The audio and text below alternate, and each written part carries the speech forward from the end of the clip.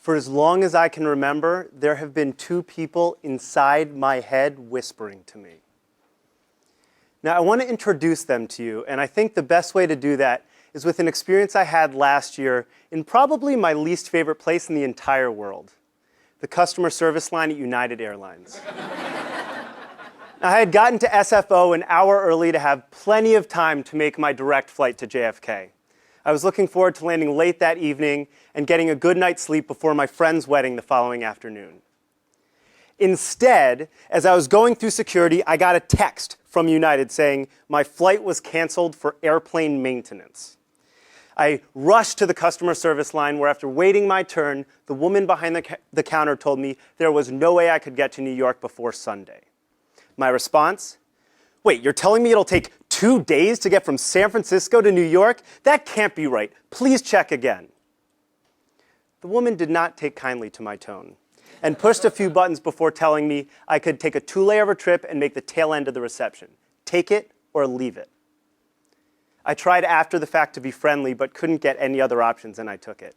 Later, I found out a friend behind me in line had patiently managed to get a 1-layover trip and make the ceremony. So that's what happened outside my head, out in the world. But here's what happened with those two people inside my head. Now, the first person, imagine him whispering to me from my left shoulder, I call the eager updater. I got to the airport, saw the cancellation text, and the eager updater chimed right into my head. He said, you know, it looks like the plane we expected to take us to New York isn't going there after all. Good to know. What's our best option now? As I dealt with the customer service lady, the eager updater immediately noticed she wasn't the instant ally I'd been counting on. He said, good to know.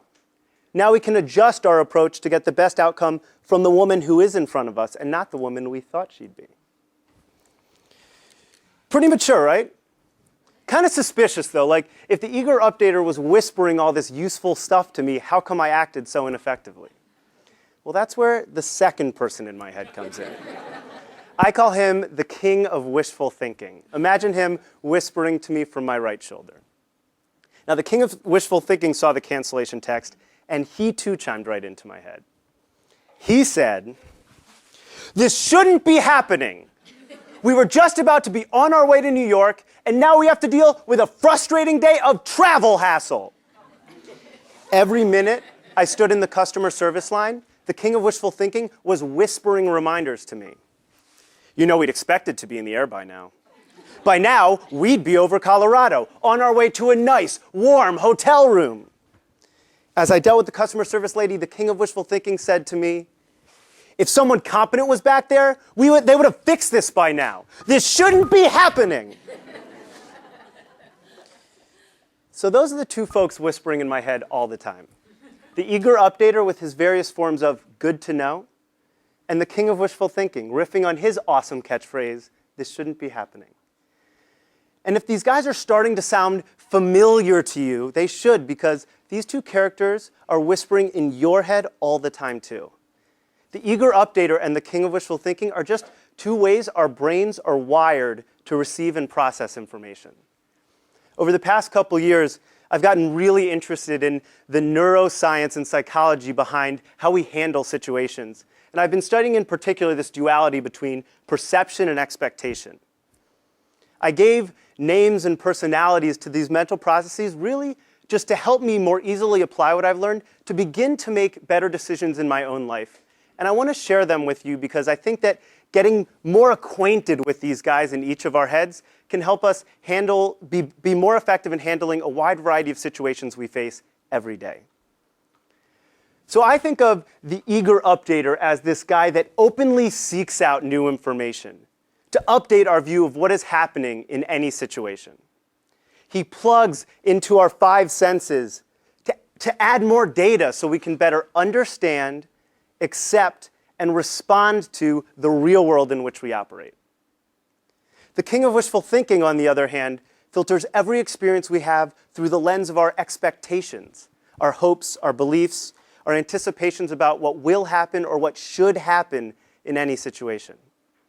Now, maybe you're having visions right now of old cartoons with an eager updater angel on one shoulder and a king of wishful thinking devil on the other. That's not fair to the king of wishful thinking. We evolved this expectation lens for very good reasons.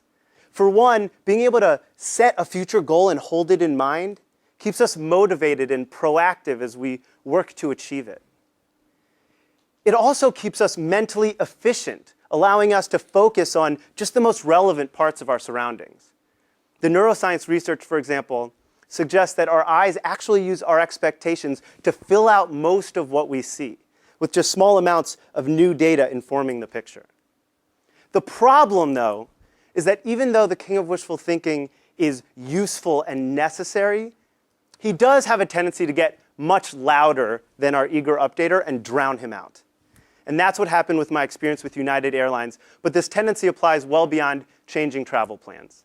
So for example, an over-assertive king of wishful thinking contributed to my staying in relationships too long, when I clung to an image of the girl I hoped I was dating and filtered out the information in the real world that was showing me something different. Or beyond my own personal experience, I was chatting about this topic last month with an entrepreneur here in the Valley who immediately recognized the king of wishful thinking in himself as the #1 reason his first startup hadn't taken off. For one thing, he said he had really wanted all of his early employees to be high performers, and so didn't acknowledge soon enough that some of them were not and act quickly to course correct. Similarly, he said he had expected that the product offering he'd come up with would be very difficult to replicate, and so wasn't attentive to the competitors that started to enter and gain market share. Now, hopefully, each of these experiences reinforces that our king of wishful thinking can be a loud and damaging part of our psychology and our neurophysiology. But that doesn't mean we just have to throw up our hands. The research suggests there are 2 relatively simple steps we can take to bring him more in line. And the first step is simply to recognize that we all have a king of wishful thinking whispering inside our heads all the time, and be aware when he might be getting too dominant. Now, here the science suggests that there are 5 emotions that are the most useful red flags for this. And as I list them, think about a time you've recently felt these. Frustration, anger, jealousy, irritation, disappointment. Recognize those? I know I felt 3 or 4 of them this morning before breakfast. Well, it turns out that these are signals of an over-aggressive king of wishful thinking, basically telling us that there's something that we were hoping for or expecting from reality that isn't there. Basically telling us this shouldn't be happening. The second step then is, in those situations, to summon a more attentive and assertive eager updater. And the main strategy here is to open out our perceptual field by asking questions like, how might I respond differently now given the new information available? Or by responding to the king's "this shouldn't be happening" with, "this is happening, good to know." With just these 2 steps, we can change the way we experience the setbacks and opportunities in our lives, with the benefit of a more clear-sighted and constructive view of what's going on around us. And that's my hope for myself, and it's my hope for each of you.